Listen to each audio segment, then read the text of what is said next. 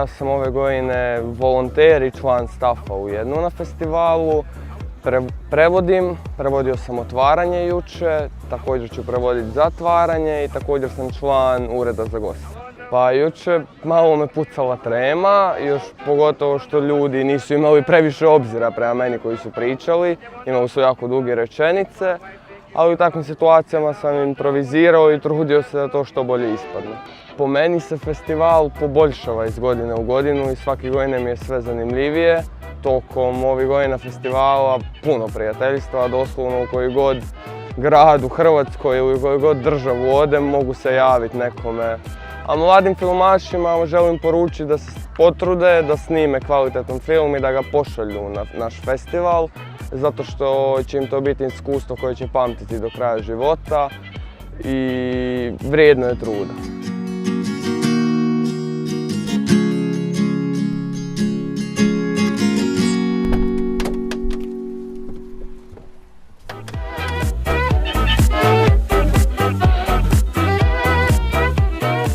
I'm here to watch a lot of movies, to have fun and learn something.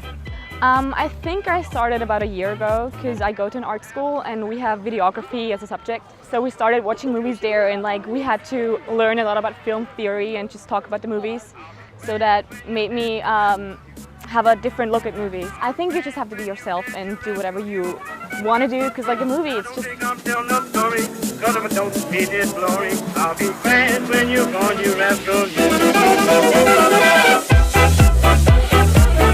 Sa revijom i festivalom sam od samih početaka jer sam jedan od začetnika revije, a prije toga i video družine i kino kluba Karlovac koji su organizatori.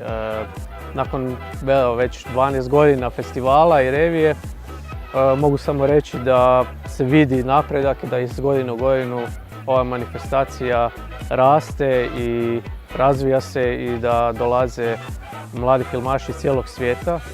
Pa zapravo još kao srednjoškolac sam počeo se baviti filmom i cijeli taj početak u kino klubu, a kasnije i kroz festival je totalno usmjerio zapravo moje nekako djelovanje kao profesionalca. Imam tu sreću da se bavim, da sam zapravo svoj hobi pretvorio u svoj posao.